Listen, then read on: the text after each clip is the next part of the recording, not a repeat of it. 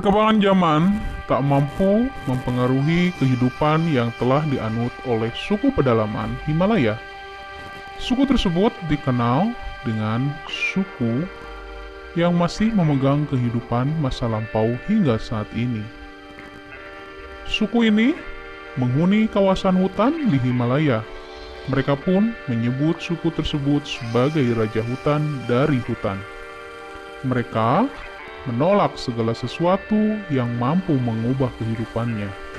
Suku tersebut masih memegang teguh ajaran dan pola hidup berpindah tempat atau nomaden. Pemerintah setempat telah mengupayakan rumah tinggal permanen untuk suku ini. Akan tetapi, mereka menolaknya. Mereka cenderung mempertahankan pola nomaden dalam kehidupannya. Berpindah-pindah dari satu titik ke titik lain mengikuti perubahan musim. Dalam kehidupan sehari-hari, mereka melestarikan budaya berburu untuk makan sehari-hari. Mereka juga makan daging buruannya. Hal tersebut bertentangan dengan ajaran Hindu pada penduduk di Nepal.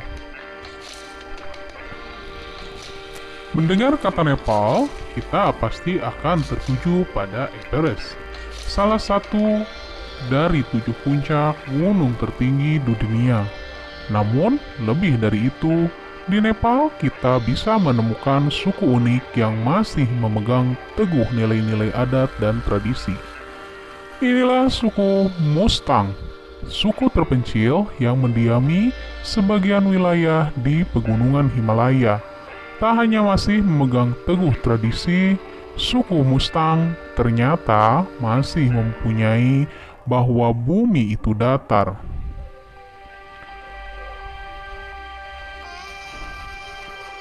Mengutip International Paper, dahulu kala berdiri sebuah kerajaan besar yang bernama Lo pada tahun 1380. Pada tahun 2008, pemerintah Nepal mencabut kekuasaannya. Maka berlahirlah Kerajaan Lo, namun raja dan istananya tetap dipertahankan. Suku Mustang merupakan salah satu budaya tradisional asli Tibet terakhir yang masih tersisa dari Kerajaan Lo. Suku ini berbicara dalam bahasa Tibet dan masih mempraktikkan agama Buddha Tibet. Suku Mustang pun terbagi menjadi 2 bagian, yaitu Mustang atas dan Mustang bawah. Suku Mustang atas atau yang juga dikenal dengan orang-orang Lomba inilah yang masih menganut paham bahwa bumi itu datar. Bahkan mereka juga menganggap bahwa ibu kota Tibet merupakan pusat bumi. Selain masih menganut paham bumi datar, suku Mustang juga dikenal sangat religius. Hal ini dikarenakan suku ini masih menggelar festival yang digabungkan dengan perayaan doa yang tak bisa dipisahkan dari kehidupan sehari-hari mereka.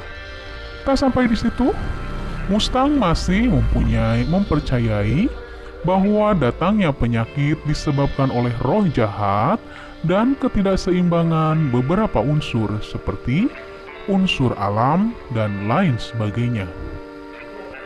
Bahkan, para perempuan di suku ini juga diperbolehkan untuk melakukan poliandri dan memiliki lebih dari satu suami. Masih memegang teguh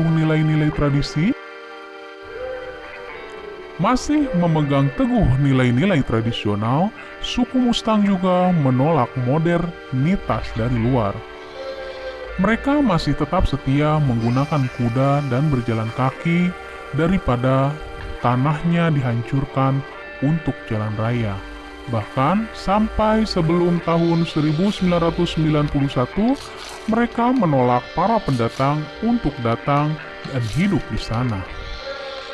Namun, tentu saja hal tersebut justru menjadi daya tarik untuk turis. Walau kehidupannya masih orsinil, tak sedikit turis yang datang ke sana untuk melihat berkelana, dan berkenalan dengan suku Mustang dari dekat.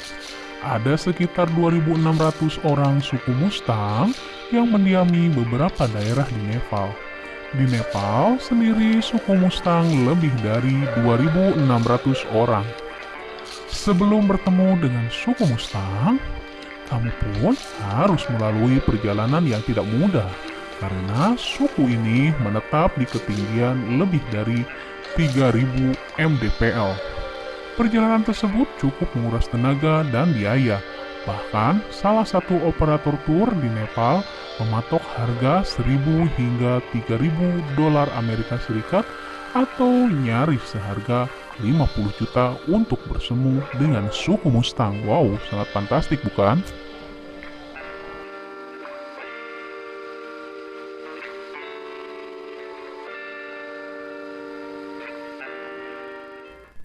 Ritual berbagi istri hingga saling culik istri.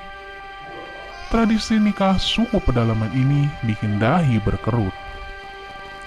Pernikahan yang wajar dilakukan adalah antara satu orang wanita dan satu orang pria. Keduanya bersatu dalam ikatan pernikahan hingga terbentuk keluarga dengan keturunannya. Tetapi masih ada pernikahan tak biasa yang dilakukan suku atau masyarakat tertentu.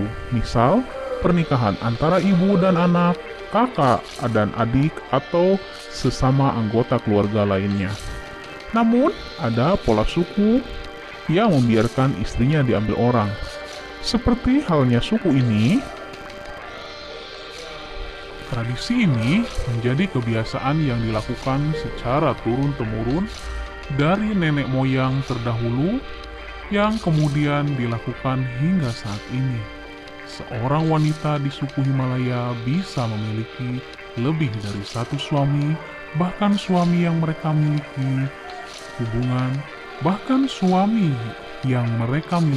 memiliki hubungan saudara. Tradisi berbagi istri ini dilakukan untuk menjaga kelangsungan hidup masyarakat di suku tersebut. Hal tersebut dilakukan untuk mencegah pertengkaran karena pembagian lahan pertanian. Dengan pernikahan antar saudara-saudara, maka anak-anak mereka nantinya bisa saling berbagi lahan pertanian.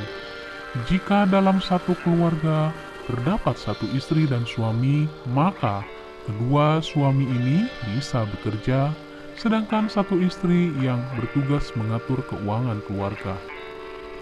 Melakukan tradisi berbagi istri di suku Himalaya ini terkait dengan minimnya sumber daya alam yang mereka miliki. Nenek moyang suku Himalaya tidak mewariskan sumber daya alam yang melimpah untuk mencukupi kebutuhan hidup mereka. Untuk itu, praktik berbagi istri atau secara modern dikenal dengan istilah poliandri digunakan sebagai satu cara untuk menjaga kelangsungan hidup dengan sumber daya alam yang dimiliki. Dengan tradisi berbagi istri, maka persediaan makanan akan cukup untuk memenuhi kebutuhan keluarga mereka secara bersama-sama.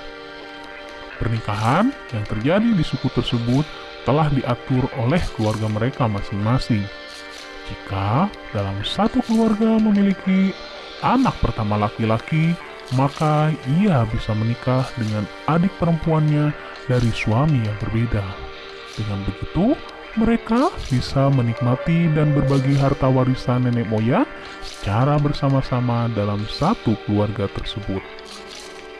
Demikianlah penjelasan tentang suku yang ada di Himalaya. Semoga bermanfaat dan sampai berjumpa kembali dengan suku-suku dunia lainnya. Terima kasih.